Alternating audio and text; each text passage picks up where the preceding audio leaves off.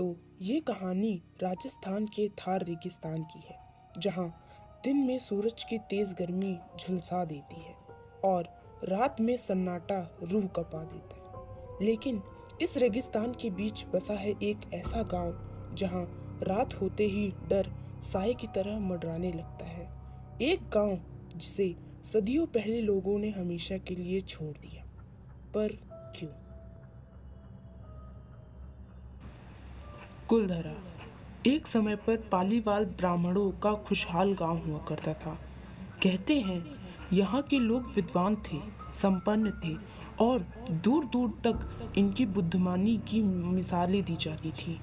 खेत लहलहाते थे, हवाओं में शांति थी और लोग आपस में प्रेम से रहते थे। लेकिन इस गांव की खुशहाली पर जल्द ही काले साए मंडराने लगे। फिर आया जैसलमेर का क्रूर दीवान सलीम सिंह, एक निर्दयी अत्याचारी शासक जिसकी हवस और लालच की कोई सीमा नहीं थी।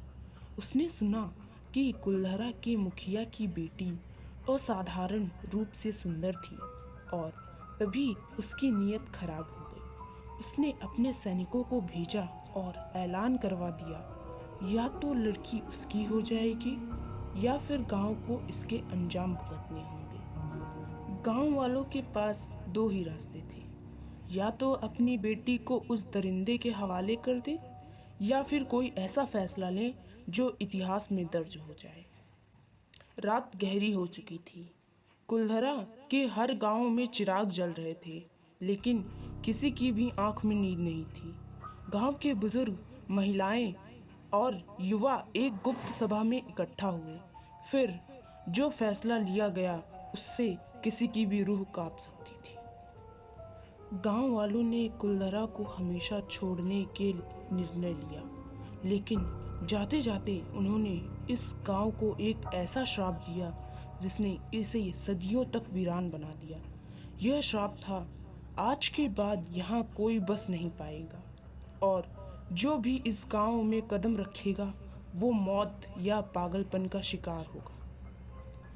अगले दिन जब सलीम सिंह अपने सैनिकों के साथ वहां पहुंचा तो उसने देखा पूरा गांव वीरान पड़ा था।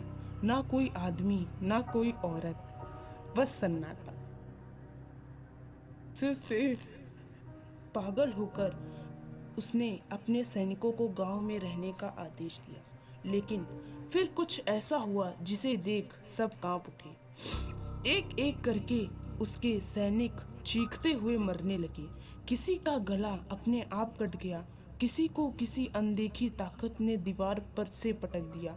घबराते हुए सैनिकों ने भागने की कोशिश की, लेकिन वह जिंदा न बच सके।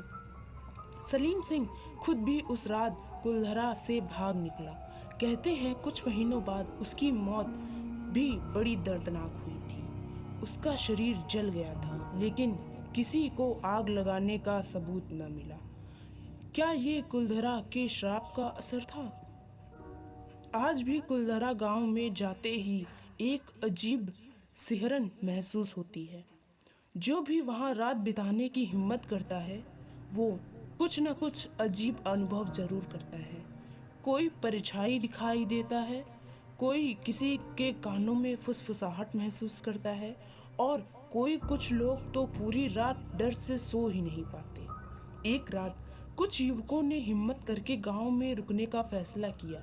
उन्होंने कैमरे लगाए, लेकिन जैसे ही आधी रात हुई उनके टेंट अचानक हिलने लगे।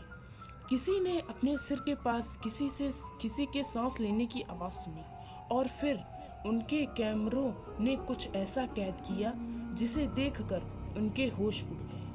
सुबह होते ही वो गांव छोड़कर भाग खड़े हुए। क्या कुलधरा सच में श्रापित है? क्या पालीवाल ब्राह्मणों की आत्माएं अब भी वहां भटक रही हैं? या ये सब सिर्फ एक मनगढ़ंत कहानी है?